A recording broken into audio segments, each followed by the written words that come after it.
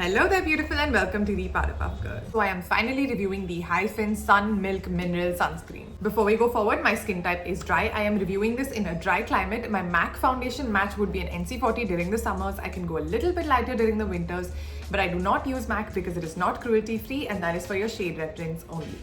So getting into the brand claims of this product. This is called the Sun Milk 100% Mineral Sunscreen. It says it has an SPF of 50 PA++++. That's 4 pluses. They say this is non-comedogenic. It makes it perfect for sensitive and acne-prone skin. And no white cast. This is also cruelty-free. It has witch hazel extract, cica extract, tea tree extract. In fact, when I come to the ingredients, there's a lot I want to talk about. Soft matte finish, fragrance-free. It says this product protects from UVA, UVB rays and also blue light rays. They also say it is water resistant up to 180 minutes. So the packaging is this little rectangle, it's quite cute. You kind of have to screw the top like that. The price of this product is 650 rupees for 50 ml of product. That comes to about 13 rupees per gram. You need at least a gram of sunscreen per application to give you optimal protection from the sun. So you will be spending rupees 13 per application. This product has an expiry of 2 years from the date of manufacture. It soothes redness and inflammation caused by sun exposure. So it's formulated with 25% non-nano zinc oxide and titanium dioxide. So all of my regular followers already know the difference between nano zinc oxide and non-nano zinc oxide, but for the new ones that are watching, nano zinc oxide is basically zinc oxide which is crushed into really tiny minute particles which penetrates deeper into the skin, and because of its very small particle size, it does not reflect light the same way. It doesn't give that much of a white cast. Non-nano zinc oxide is basically bigger sized zinc particles. Companies also tend to have a harder time making a formula that doesn't leave a white cast because they are bigger particles and they tend to reflect light and hence leave a white cast. However, non-nano zinc oxide is generally preferred because, as I said, they sit on the top layers of your skin. They don't penetrate deep in, which also in some studies says that, they're safer because, especially for pregnant women, because they don't have any chance of entering the bloodstream. So this has nano zinc oxide technology. So coming to the ingredient list, this is something very interesting. So the first ingredient is water, aqua.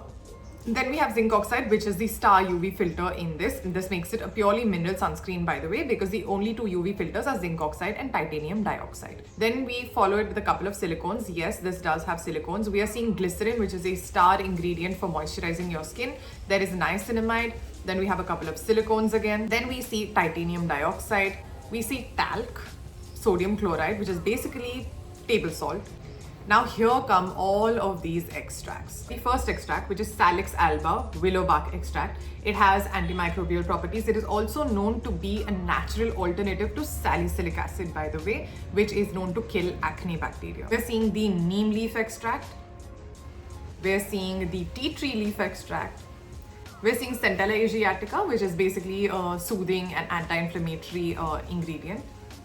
We're seeing heart leaf extract, Chinese skullcap extract, Amur cork tree extract. So almost all of these plant-based extracts that I've just mentioned have antimicrobial properties. Some of them have anti-inflammatory properties. Some of them have antifungal properties, antiseptic properties. It's basically entirely designed to be antimicrobial. So one thing I want you guys to be aware of, there's a slight bit of glycolic acid in this formula. So glycolic acid is an exfoliant. It is being paired with a sunscreen, which is sort of interesting or unique, I would say. Then we have a little bit of hydrogenated castor oil. So overall, none of these ingredients are very comedogenic as such. Of course, that also depends on how it is formulated. Even if an ingredient individually might be comedogenic, it depends on where it is in the ingredient list, right? If it is further down in the ingredient list towards the very end, it won't have a significant impact on your skin in general.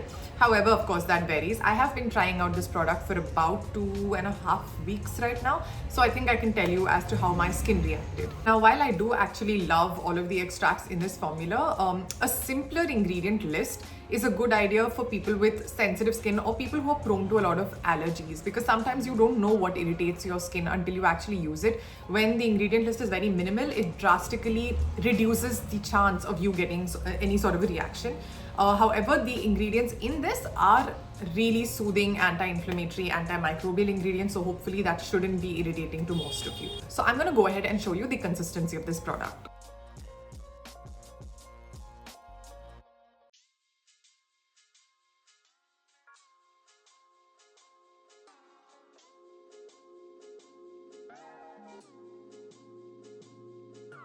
The consistency is quite lightweight and it absorbs into the skin quite fast. It is, obviously a runny texture. So I'm gonna go in with half of my face with the sunscreen to check its white cast claim.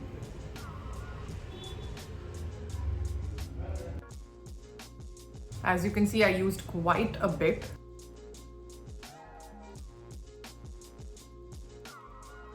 I am not even going to bother with this. I'm just going to let it sit like this, and the time now is 12:47.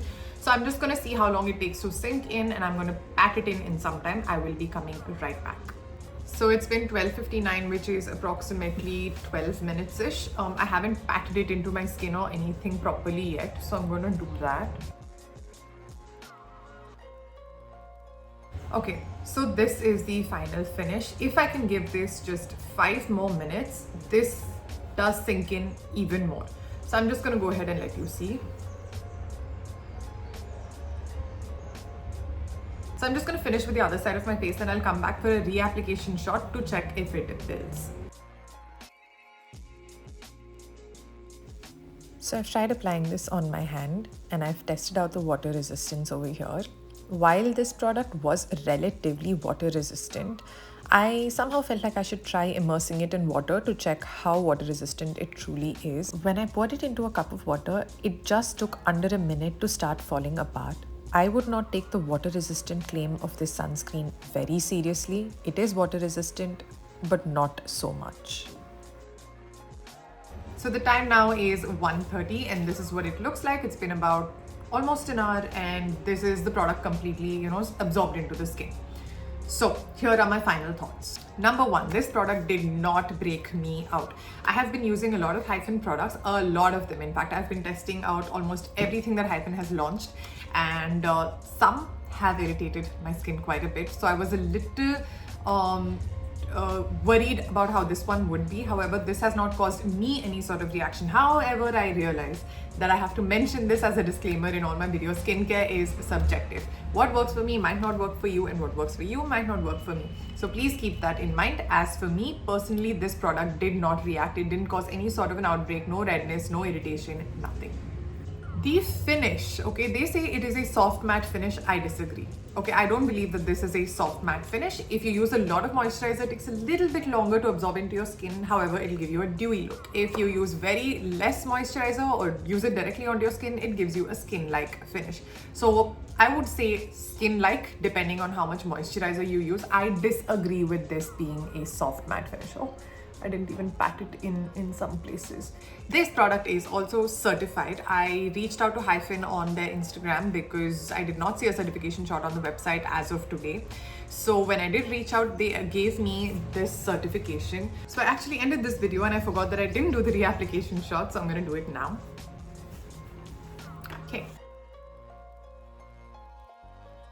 Okay, so this product does not pill. As you can see, it also reapplies quite easily. It does get absorbed into the skin quite fast. Overall, depending on how much moisturizer you use, I do believe that this sunscreen is a good option for all skin types. It has not caused a reaction, so even sensitive skin, I assume, will be able to use it quite well. I don't see any sort of like a white cast at all, so I do believe that all skin types can comfortably use this. If you have been using this sunscreen, please do share your experiences below. How has it been suiting or not suiting your skin tone, your skin type is very important when you're leaving your experiences below, because I want this to be a community, guys. I want other people to be able to comment. Even if you disagree, go ahead and tell people, hey, this didn't work out for me, because I want the comment area to be a community for other people to learn from your experiences as well, and not just mine. So if you found this video helpful, please hit that like, share and subscribe button. You can also follow me on Instagram at I am Pooja Kiran. Until we meet next time, lots of love. Stay healthy, stay hydrated.